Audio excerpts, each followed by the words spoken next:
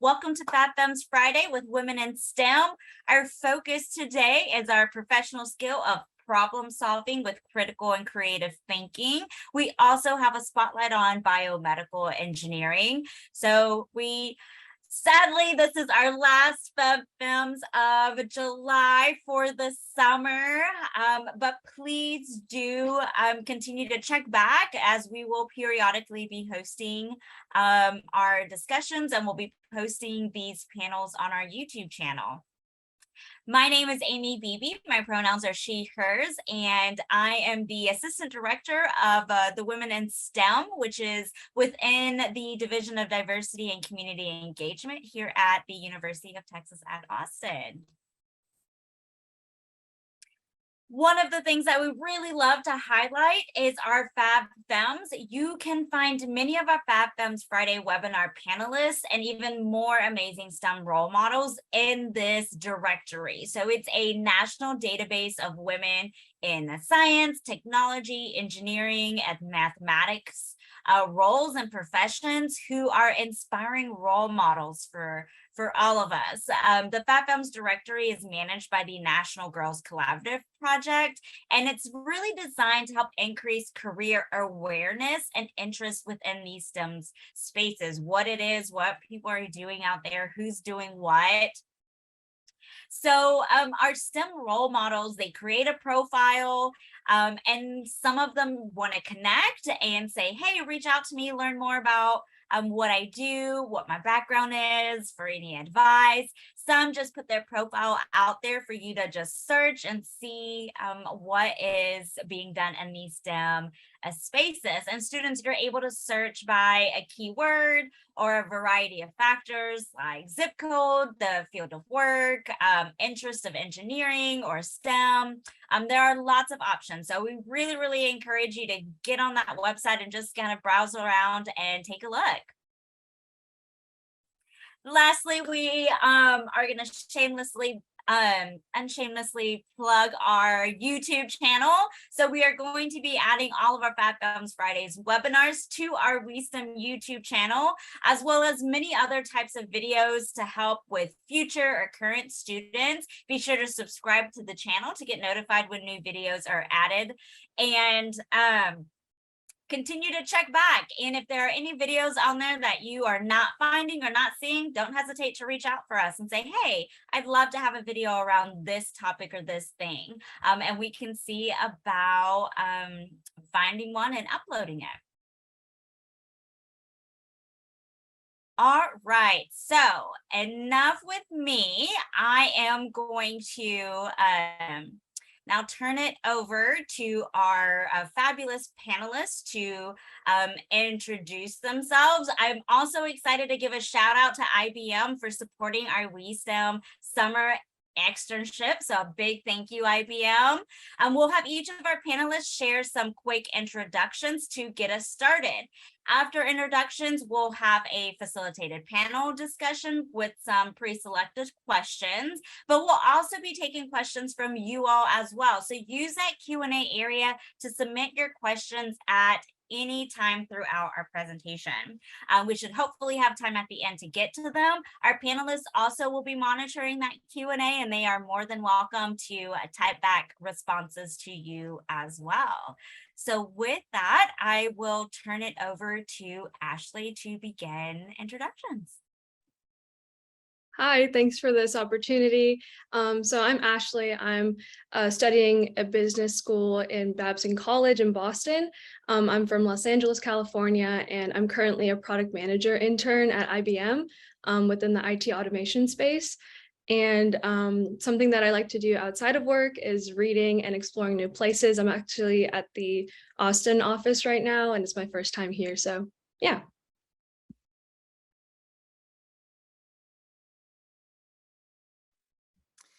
And I am Betsy Graytalk. My pronouns are she, her. I'm originally from Corsicana, Texas, but moved to Austin in 1985 to attend the University of Texas. I have a BBA, an MBA, and a JD, all from the University of Texas. I am a huge fan. I am currently with IBM. I'm Vice President of Ethics and Policy. And outside of school or work, I like circus art. So I've taken trapeze, silk, sling, harness, you name it. I've given it a try and have some favorites. So there's lots of good circus schools in town here. And with that, I'll hand it to Angela. Hi, I'm Angela Bose, and my pronouns are she, her. I am originally from the Washington, D.C. area. I have a bachelor's degree in aerospace engineering from Purdue and a master's in aerospace engineering from UT. And I am currently living in Hampton, Virginia. I work at NASA Langley Research Center, and I've been with NASA at various centers for over 20 years. Outside of work, I like to hike, spend time with my kids. I have 2 daughters, play soccer, and that's about it. I'll hand it off to Erin. All right. Hello, I'm Erin Lynn. I live in Austin, Texas, and I work for GE Healthcare. I was a UT alum, so I'm a BME. I have a bachelor's from UT and BME, and then currently work for GE Healthcare in their service operations. Outside of work, I like to get some yoga in when I can, but I'm mostly with my little kids. I have a 4-year-old and a 1-year-old. I think that's all of us. Yes, that's it. Excellent. So to start us off, as I mentioned before, IBM is one of our WiSTEM summer externship supporters, and we have nearly 600 undergraduate students that are participating in that. They're building on their STEM and professional skills this summer and are joining us throughout these webinars. So Ashley and Betsy, can each of you share a bit about your educational background and that career pathway that each of y'all took? Sure, I can go ahead and get started. So currently I'm going to be wrapping up my undergraduate degree in technology, entrepreneurship, and design in May of 2023. And so with that, I've always been interested in tech and just even like engineering in general. I took like physics and stuff in high school and I really enjoyed it. But I've realized that I don't want to actually be, say, like coding myself. I would prefer working on projects where I can learn about the technical aspects without actually having to do it myself, and focus more on like the strategy and like how things are going to all come together. So basically, yeah, I'm able to take some engineering courses at my partner schools, which are Wellesley College and Olin College, and also some design focus, like enterprise design thinking is something that I've been doing throughout my time at IBM. We have this internal resource called Your Learning, and I've just like been trying to do as much of that as possible. But yeah, basically my goal is to become a product manager within tech, and I've been really loving it within IT automation. So we'll see where that goes, but yeah, I'll pass it along to Betsy. So I'm probably the least STEM person on the call. As you might have noticed, my degrees have nothing really to do with STEM. I went the business route, got the MBA, and then went to law school. I practiced law at a law firm for about 6 years in the field of litigation, and did some litigation in patent infringement work. So was first really introduced to technology and science in my litigation role. Absolutely hated litigation and was looking for a path out of it and away from a law firm life, and was approached by a headhunter who said they had a position for in-house counsel at IBM. I accused them of not knowing who they were calling and talking to, that I didn't think I was a good match, but they were pretty persistent. And so within a month of my wedding, I was in trial and also interviewing with IBM. And a couple of weeks before my wedding, was flown up to New York to interview with them. And they said, "This is great. We'd like to hire you. Can you start immediately?" And I said, "Well, I'd really like to take my 2-week honeymoon." So they did let me wait until I got back from that, and started with IBM. And then I've been here almost 23 years. So I started supporting a business unit within IBM that is power systems. So it's a hardware based on the power chip, a proprietary chip that we have, and a proprietary operating system, AIX. Open software was an open source software was kind of a new thing. Linux was pretty new on the scene, and IBM was going through an internal battle of do we adopt it or not. So with all of that, I had a crash course in both, I guess you could call it electrical engineering from the hardware side of learning how to build systems.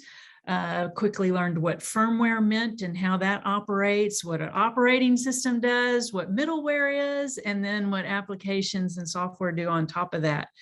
So I have gotten my STEM training on the job through IBM. I had a variety of different jobs over the past 20 years, almost 23 now. Supporting the product development and doing a lot of joint ventures, alliances, joint development agreements. And so you really have to understand the technology in order to be an attorney that supports that type of business. And then moved over into mergers and acquisitions, and acquired quite a few companies, helped IBM acquire quite a few companies, with the last one being Red Hat. So it's been a really interesting career path where open source was the new and wow thing. And then we actually acquire Red Hat and get to bring Linux in and not only fully support Linux, but also the OpenShift and other fabulous open source projects that they have. After acquiring Red Hat, that really was kind of a crown jewel for my career to have an acquisition like that. And I have moved over, no longer considered to be a practicing attorney, but am, as I said, Vice President of Ethics and Policy. So I report into our Chief Privacy Office, and a branch of the Chief Privacy Office is to address ethical issues related to technology. So a lot of related to AI. Very interested, Ashley, in what you would like to do with automation. Automation can raise a lot of ethical issues. So again, having to understand the technology, translate it into policies and practices, and getting both developers, designers, the sales team, everybody who's touching on the technology to be aware of and figure out how to deal with the various ethical issues we're seeing today. So.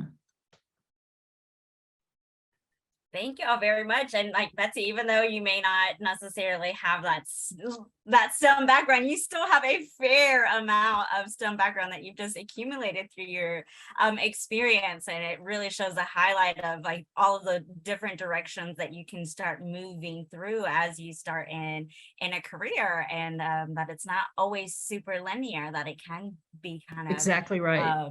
Around. So we'll go with Betsy to Ashley for this question.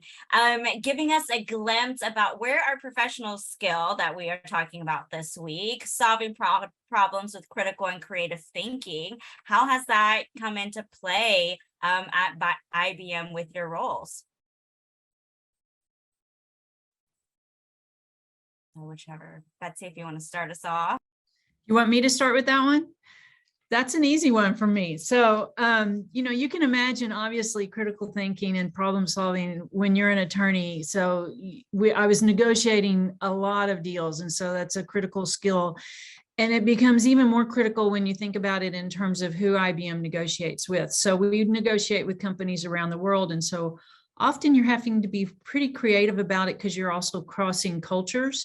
So I've negotiated contracts with companies in China and Japan, in France, in India. So when you cross the cultures, that can lead to some very interesting negotiations. And of course, everybody is bidding for what they think is best. And so you've got to get creative in that.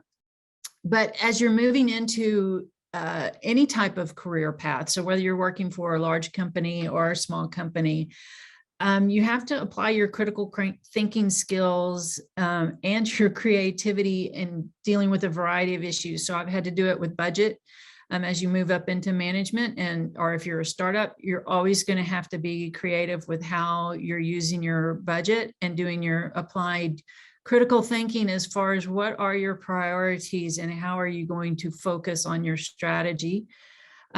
We've had to do it with staffing, both, which is kind of related to budget, often related to budget, in that you would really like to have 10 people to do a project. Ashley, you're probably already bumping into this even as an intern. You'd like to have 10, you only have 5.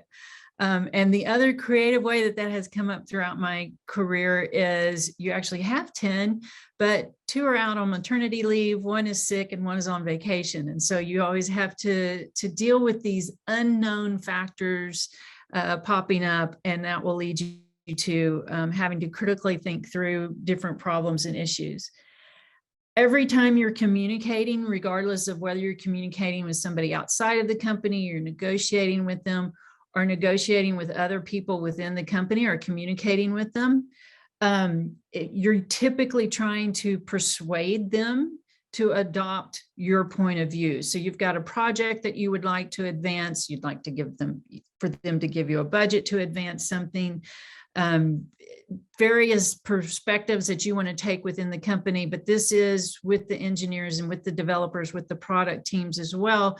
There is a constant battle for setting of the priorities within a business strategy, and being able to use your critical thinking, I call it lining up your ducks, and making sure you've got the right support to get to where you want to go. So you really practice it in like every aspect of once you're on the job, because you're communicating, you're trying to get people to see your perspective, to adopt what you're proposing, and it comes up in absolutely everything that you touch. And in particular in this role that I'm seeing, so one of my jobs is to make sure every IBMer knows that we care about how technology plays in society, and that there's no unethical behavior coming out of it or a desperate impact coming out of it. And so what I find is the developers will tell me that they have been given an engineering problem to solve, a mathematical problem to solve, and they've got their heads down and they're solving that issue. And then they'll write the code or create a solution, and they'll say, here we go, we've solved the problem. And my whole job is to get them to raise their heads up a little bit out of their typical job and think about, okay, how does this technology play out in the community?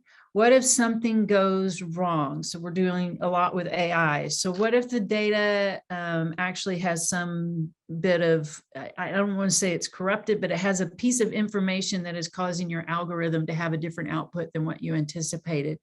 What are the different factors as you roll out the technology that could play into it and it has an outcome that you weren't anticipating? So getting developers to raise up their head and ask those critical questions early on when products are being developed. And then as the product is out, we always have to check for drift and how it's playing out in the real world. So that type of critical thinking of always asking yourself what can go wrong, which is where my attorney training came in. Attorneys tend to start any kind of project or situation saying, okay, well, what's wrong with this?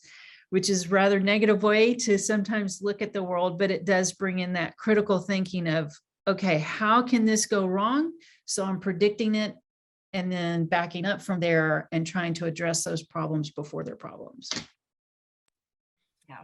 For Ashley, I'm going to shift your question a little bit and say, how have you built this skill? How have you gained or built on confidence in this skill of what Betsy was talking about with problem solving, with the critical thinking and creative thinking? Yeah, definitely. So I mentioned your learning, that's been super helpful, but of course, like knowledge is only so much if you actually do something with it. And so I think that's where the internship itself comes in. I've also been like participating in a lot of different research, mainly AI focused research projects for people, just like trying to also better understand the technology through a different lens, I guess. So that's one way as well. And actually something that I wanted to share in general for people to look into is Skills Build. It's open to people who are like non-IBMers, just to learn more about what we do and just general ways that business people and technical specialists can work together. in addition to that, I think just always there's like some core lessons that you have to remember, which is like, what's the end goal, or like, which is typically coming back to you want to help the user have a better experience. And so I think sometimes with IBM, it's not a complaint at all, but there's almost so many resources that you have to really narrow it down, like Betsy was saying, into exactly who you need to the support and like how much can you rely on them for given things. And so that's been something that I've been learning, given it's like my first big corporate internship or job, I guess. And so, yeah, that's one way. Always checking in with my manager and like the main stakeholders. So I also work with designers and data scientists, and just trying to figure out like what they need as well. So it's kind of balancing the internal needs and the external needs, stuff like that. But yeah, I think critical thinking is just in general, there's even courses around that, like enterprise design thinking, that have helped me for sure. Awesome. Thank you. So now we'll continue on a little bit of that topic of critical and creative thinking focus, but from a different lens. Angela, can you share a bit more about your pathway into aerospace engineering, and how this skill may play into that pathway in the career that you currently have? Sure. So I didn't actually set out to be an engineer. As a kid, I mean, I was always just really interested in space and weather, really. And so, in a big picture sense, like how do things work, not at like the lower level, let me put things together or tinker with things, which is what most people traditionally think of with engineers. And really, it was two things. When I was in fourth grade, two big things kind of happened in the world that cemented a desire for me to go into space. And that was Halley's Comet came back. And so we were kind of making a big deal about that in school, and, an opportunity to go outside and look. And then also the Space Shuttle Challenger exploded. And so, and the big thing about that at the time was that it was the first time a civilian was going to be on board. And so there was a teacher on board. And so it was something that really, heavily covered in the press and really captured, the nation and stood out to me. And so it sounds a little weird, but that actually cemented a desire for me to go into space, and that's what kind of drove me into engineering. I somehow found out about Space Camp, which is a camp they have in Huntsville, Alabama, and I wanted to go. My parents wouldn't let me, and so I begged and begged for years, and then earned the money to go through babysitting. And so I got to go after 8th grade and loved it so much I earned the money again to go after 10th grade. And I credit Space Camp for helping me to connect, if you want to be an astronaut, what are the pathways to doing that? And one of those pathways could be, being in the military, being a pilot. I have really bad eyesight, so that was not going to be an avenue that works for me. And so another pathway is being an engineer. And so that's when I really started to think about engineering, was because of this desire to go into space. And I will say that all along, like it throughout school, I never quite knew if engineering was the right thing for me. I kind of looked at it a little logically. I thought, well, I can get an engineering degree. It'll help me to get a good job in kind of anything. And so I doubted myself along the way quite a bit. In hindsight, when I look back at it now, this desire to be at space is really all about a passion for exploration. And I do love to problem solve. And so engineering is actually a really good fit for me. And I've had the opportunity in my career to work on flight projects that have actually gone into space. And so while I haven't made it into space, I'm definitely contributing to the exploration of space. And so the main areas I've worked at NASA have been like in the area of mission design and trajectory design. And so those critical thinking skills there, especially in mission design, you're balancing the needs of multiple groups to get a spacecraft up in space. And they have a lot of constraints that are driven, harder constraints in terms of schedule and hardware and, things that happen when they come together. And if you're trying to put something in space, going to another planet, you have a very fixed launch time that you can go. So you can't usually let schedule, hardware slips sometimes can be mitigated with having more time or having more money to throw at it. And that's not really how it works when you're dealing with interplanetary missions. So what they usually would lean on is the mission design. What can we change about the mission design itself in order to still accomplish this mission and meet the needs of all the different parties involved? And so definitely that's where I've used it. You have to have a little bit of creativity. There's not just one set of solutions. You have to be able to look at a problem from multiple dimensions while still keeping in the back of the mind the constraints or the needs of different parties and balancing all those and be able to come up with different solutions that'll meet all of them. So definitely I've used those skills and everything Betsy said. I mean, you're right, you use them in every way, shape, or form in your job, for sure. And do you have a feeling that that you've gained more confidence and built on the skill just naturally throughout your career path and what you've worked on? Yes, for sure. I think I was probably naturally good at identifying the gaps and the problems that could come up. I'm really good at being able to do that, which is great in my professional life, not always so great in your personal life, because I can always see the problem and not necessarily the things that are good about a certain situation. But so that aspect of it is something I've had to work a little bit more on, and the creative side of it. I'm really good at poking holes and asking questions to kind of uncover why people are doing things and what led them to those things, and say, I don't think it's going to work this way, but instead of kind of at that angle of criticism, to come at it more from an angle of curiosity and, hey, I think this solution might be different, or why did you do it this way? Did you consider something else? That aspect of it and trying to get creative in how you approach a problem is, I guess, the skill that I've gained along the way. And I will say, so right now I'm doing a detail in NASA outside of my regular area of, trajectory and flight mechanics, and with the future work. So trying to imagine, how is NASA going to work in a hybrid environment and still collaborate with teams and work with each other and still have to maintain the culture and the safety and excellence that NASA has in order to, keep putting missions in space. And so that's a really multifaceted problem with lots of different dimensions and people involved. And so it definitely has stretched me as well to start, to think through the creativity side of being able to apply that critical thinking in a non-technical way, but really come up with creative solutions. Can I ask Angela a quick question? Sure. Angela, one thing, I love the movie Apollo 13, so you can tell me if that's right or wrong to do it, but I use it a lot for teaching people that I'm working with the value of critical thinking and creative thinking. So like, I love the scene where they're like, you have these, they put everything on the table and they say, we have to make this round peg fit in this square hole and you can only use what's on the table.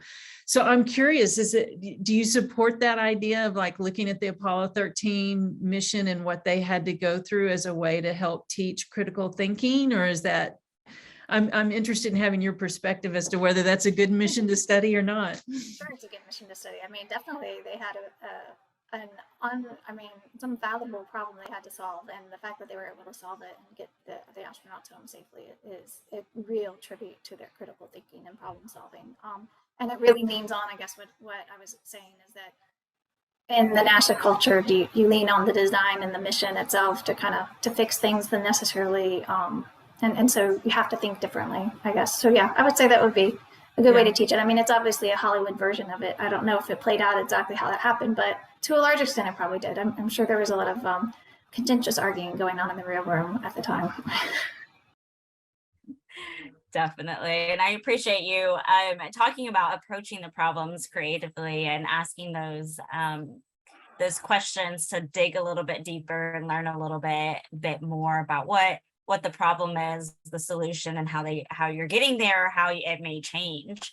So shifting gears a little bit to focus on our biomedical engineering side, we have Erin here. So Erin, your turn to share a bit about what got you interested in biomedical engineering and what are you doing with it? All right. So when I was in high school, I was, interested in science, things, biology, chemistry, I started just trying to explore what should my major be, not really knowing what I wanted.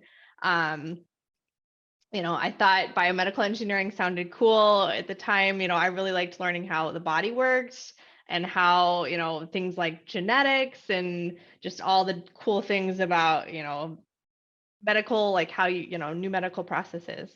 So I did BME, and I get into it. It's, there's way more than I could have imagined when I was in high school, related to biomedical engineering.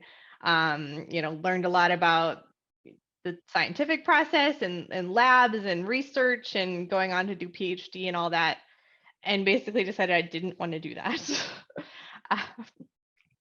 So like, what can I do? A lot of my friends went into medical school. Another thing, I was like, more school? No, I'm good. So, just I had to learn to kind of network and talk to people that I could find in school.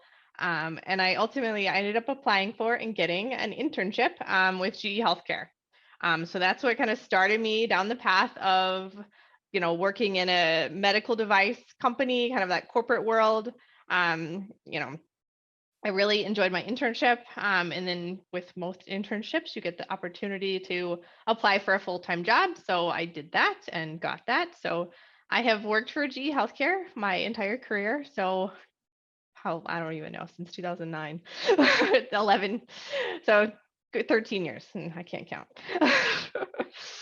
So I started with GE Healthcare actually in supply chain. So GE Healthcare, if you don't know, they manufacture medical devices. So they make things like X-ray machines, CT, MRI, monitors, anesthesia machines.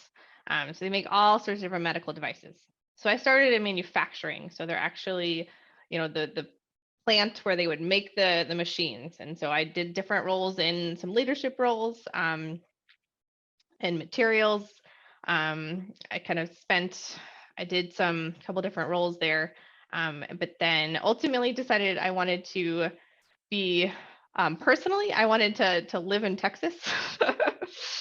So I took an opportunity to work remote. And so I moved over to GE's services business so that I could move back to Texas. So service means that, all those medical devices that are in the hospital, they need they need regular maintenance. When they break down, they need repaired. There's a whole organization that supports that service. So I'm actually not a very hands-on engineer. In all of my time, I'm not like anyone turning wrenches or doing anything like that. I've always been in kind of operations support type roles, where I'm looking at things critically. I'm looking at the process. How do we do things? How can we do it better? How can we learn from somebody else that's doing something similar and apply it in this instance? It's that continuous improvement and change management. I have had to build that skill along the way. Like, how do I influence others to make changes when maybe they don't want to? They've been doing something a certain way for many, many years. How can I, show them data, show them, even just to appeal to them personally to get things done. So I've now worked in service for 6 years in kind of 2 different roles. And I'm excited. I'm actually going to be taking a new role in product management in just a few weeks. So kind of shifting gears again. And I'm excited about that role because it kind of product management interfaces with lots of sales, engineering, different aspects. So that's my history. Awesome. So can you share a particular project or an experience that you've had in your career that can shed, some finer details, finer insights into the field of BME, which is what we call biomedical engineering. So we don't say the words a lot for those that may not know. Sure. So in service, my focus in the service operations area has been things, we call them peripherals. So they support a medical device. So my example is an MRI. So if you know what an MRI is, a big donut looking thing you see on video. So, a patient needs to be scanned. So they'll lay on the table, it goes in. An MRI is very loud. It's a big magnet and it's very loud. It's a very big piece of technology. It's got lots of stuff in it. And so beyond the MRI, you actually need a lot of things to support it. You need power support. You must have power. You want to make sure that if the power flickers or goes out, that your machine doesn't shut down, like that patient's not left on the table. So there's a lot of aspects to power that we consider peripherals. And then that MRI as well, it generates a lot of heat. It has a whole cooling system. And there's actually what for layman's terms, I equate to, it's a chiller, and it's kind of like an air conditioner. It's outside, it's physically outside the building, and it circulates fluid so that the MRI stays cool. Like, even though it's running, it's generating heat, we have to have the chiller to keep it cool. So my, portfolio of stuff that I work on is the chiller and the power quality stuff. And so I have to deal with that intersection of everything. The engineers are very focused on the MR itself. The customer is very focused on the MR itself. But in order to make those things work, we need those peripheral devices. And so I actually work with the vendors. We call in third parties to support those things. My engineers, my very smart engineers, don't work on the air conditioner, the fancy air conditioner. So a lot of what I do is I'm working with those vendors. But I'm also having to really help them understand the urgency, the hospital environment, I deal with kind of issues of not understanding. When we had COVID, we had big problems of these people showing up on site to work on the chillers, and they weren't following the hospital's protocol for, you need to wear a mask, you need to have an ID, you need to be registered in our system. So a lot of the stuff I deal with is just kind of crazy stuff, but it's all kind of related to, I kind of bring everybody back to the focus of our customer. Our end customer is the hospital. The hospital is trying to take care of their patients. They're trying to make it safe and healthy, everything for that. And we're also taking care of our engineers as well, so that they can, take care of the medical equipment. So that's kind of what I'm doing in my job that I'm about to leave. That's what I'm doing. Incredible. Awesome. That's a lot to think about, things that we wouldn't even have normally considered, I think, when we're looking at the end products that we as even users and consumers and clients and patients are thinking about. So we have a great question in the Q&A here. And we're going to kind of tag team it between Erin and Betsy here. And the question is, what is the advantage of having a BME degree if you want to go into law school or med school or to get an MBA? So I think we'll start a little bit. Erin, if you would just share a little bit about your experience as an undergraduate with a BME, Amy used words, and a little bit about the background of maybe some of the skills that you feel are super applicable. And then we'll follow up, Betsy, with how that may tie into MBA law school. And Erin, I mean, you may know a little bit about med school. I know you said no more school, so I assume you probably looked a little bit. Yeah. So I feel like the engineering degree, that's when you first really get into true problem solving, the questions, the stuff that you're trying to solve, that's even just part of your homework or your challenge from your professor, is your first real experience of true problem solving. I mean, at least I don't feel like I got super challenged in high school. It's a whole nother level when you get into college. And I feel like engineering versus certain maybe other degrees, really kind of focuses your curriculum around problem solving. So I think that's a critical skill to take anywhere. I mean, I had a lot of friends, like I said, that were BME and went on to med school. I think they wanted some of that exposure to some of the other aspects of medical technology and just research and development, so that then they just had that kind of introduction in other ways. So I went straight through, got the BBA, the MBA, and then the JD. And afterwards, I was part of a survey from the University of Texas in which they asked, should we require students to have some work experience before getting an MBA? It was only focused on the MBA. And I said, yes. So if there's anybody out there who is upset that I believe UT now requires that you have some work experience before you get the MBA. I'm one of the ones who voted yes. It makes the master's, whatever your master's is in, whatever your next degree is in. I think it makes it more meaningful if you've lived some of the real world, worked in the working experience, and understand, like when Erin and Angela and I talk about budgets and staffing and these nitpicky things that go with working. I think it's good to have some experience in that before you go on to the next degrees. And then as far as like, I am an example of, you can do this without the STEM majors, but on IBM's behalf, I'm really glad to see so many people signed up in STEM majors, because we need a lot of that skill. We need a lot of that skill within the US. So I would never discourage anybody from getting one of the scientific and the engineering mathematics degrees as their foundational layer. And it certainly does help you understand the problems, and then you can learn the business aspects. You don't even have to go for the full MBA. You can add on with other business skills, even just through like Ashley was talking about. IBM has your learning programs, and you can do that through your company, through your job, or through a lot of different external learning sites and availability. Learn the business part. You can learn that on the job too. So I really think, I'm a big believer, you can always learn on the job the pieces that you're missing, but you do have to just dig in and ask good questions. I loved what Angela said about staying curious.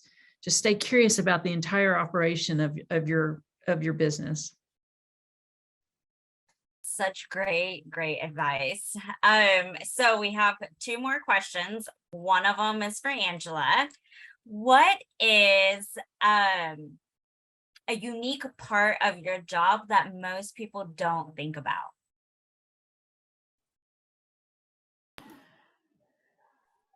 I think probably the human factor. So I've been putting robots, essentially in space. So how could humans interface with that? How do they affect anything? But for NASA, and as Betsy was pointing out, there's a huge safety culture, even if you don't have humans on board, because of the amount of money that's invested and making a mission happen, and it's the taxpayers' dollars, and so there's an accountability piece with the public, and the human factors of making a mission happen are all levels. This problem solving. How does somebody being tired coming to work one day affect how something is built? Do they miss a step? There's key safety things that come into play, even when it has nothing to do with having a human on board the spacecraft. And so I think most people probably wouldn't think about that when they think about, putting a robotic mission in space or something. So I know it's kind of a random one, but that's the first one that comes to mind. I'm not sure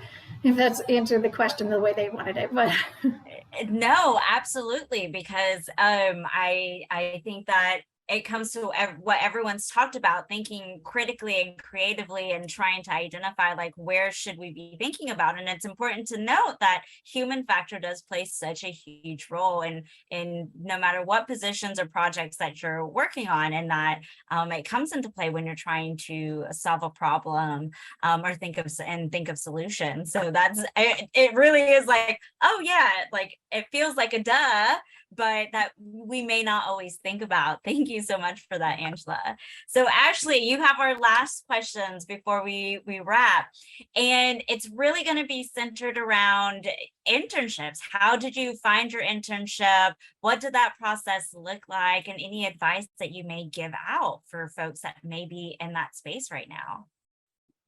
Yeah, so LinkedIn was the number one thing, but the first thing that I did, so I obviously looked for the role first, and that's how I saw that IBM is actually, especially for product management, it's quite hard to get into the field. So I was really impressed with the fact that they have like a pretty long running product management program that helps people lead into the associate product management program, which is your first full-time role. So I found it through there. And then after I was set on applying, I reached out to some of my alumni from my school, and I actually got 2 referrals, but within the process of also connecting with people, I connected with alumni who even work in like marketing and just like related fields, just to figure out like more about the business as well. So it would help me with interviews. So then once that was set and I submitted my application, I was fortunate enough to get an interview. And that interview was supposed to be 45 minutes, but it actually had turned up to be an hour. So it was about 30 minutes of Q&A about my background experience from the person who was going to be my manager. And then a few questions about how just generally how you work and how you would handle certain situations. And then 30 minutes for actually me to ask her questions, which I thought was really unique. And my situation was unique, and again, because so Watson Health was sold by IBM. And so I was originally going to be placed there in Ann Arbor, Michigan, and was fortunate enough to be connected with my new manager who works in the IT automation space. And I've been loving it personally. So yeah, basically that transition was just a simple check-in with him to make sure that I would be a good fit for the role and that I could move to Austin as well. But yeah, I think general tips is use your college network first, go to the Career Center, get your resume reviewed, submit cover letters. I think that's always helpful to show increased interest and why like you specifically are unique. And it also gives you another opportunity to like highlight your skills. So yeah, in general, outside of that, also participate in a lot of clubs, try and get leadership positions, take on projects, just literally continuously learn and trying to get yourself out there. And what's been great is as I'm trying to transition into the full-time role, IBM specifically has an amazing culture of everyone is just so willing to help. So I've networked with a crazy amount of people in roles that I want, departments that I want to see if I'm interested in, and everyone from VPs to like even general managers are willing to just speak to you. So really eye-opening. So yeah, once you get the role as well, don't stop networking and trying to learn stuff. Great advice. Great advice. Thank you, Ashley. Okay, with that, we will wrap up with our last FabFem Friday. Thanks to everyone who joined. A huge thank you and a round of applause to our fabulous panelists. We have our awesome program assistant, Sachi, in the background, helping to manage some of these questions as well. And last thank you to our WiSTEM summer externship partner IBM for their support. So we look forward to staying connected, to sharing out. Never hesitate to reach out to us at our email address for any questions, any support. We are here. Thank you, panelists, and we hope that y'all have a great weekend. Bye, everyone.